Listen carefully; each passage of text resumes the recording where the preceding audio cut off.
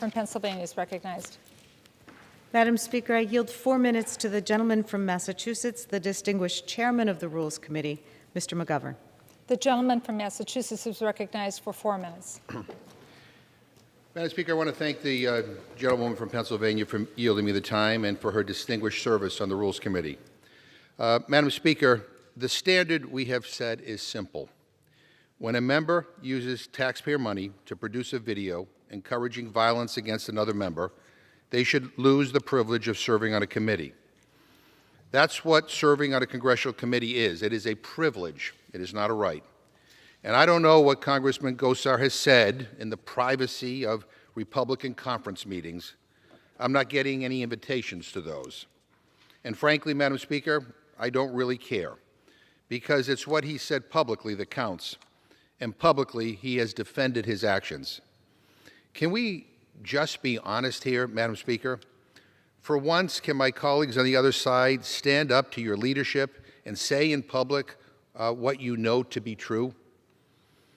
After our colleague Gabby Giffords was shot, after the distinguished minority whip was shot, after what happened on January 6th, after a record-breaking increase in threats against members, will none of my colleagues on the other side admit that Congressman Gosar should be held accountable? And for all the talk from those on the other side about this standard somehow being a slippery slope, let me remind them that it is their own colleagues who have suggested removing Republicans, not for advocating violence, but for voting for the bipartisan infrastructure bill. Is this the state of the Republican Party today? If you vote for a bipartisan bill, your own colleagues will call for retribution. But if you tweet a video depicting the murder of a colleague and depicting violence against the President of the United States, that's somehow okay. Come on. His office produced this video, and Congressman Gosar defended it. We have people out there being influenced by garbage like this. We have members being forced to pay for security. We have members getting death threats. This is dangerous stuff that we're talking about here. But last night in the Rules Committee, we heard a lot of rationalization. We heard explanation. We heard whataboutism. Give me a break.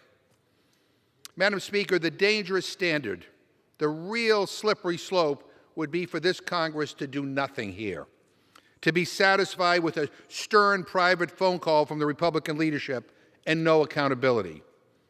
We cannot allow the normalization of political violence in America. Something is very, very wrong with that. And something is very, very wrong with anyone who thought posting this video was okay. Now, the minority leader had a, quote, stern private call with Congressman Gosar. Guess what? That's not enough. There must be real consequences.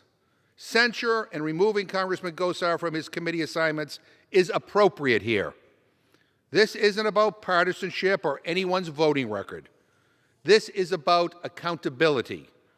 And at some point, we need to come together to uphold the integrity and the decency of this institution.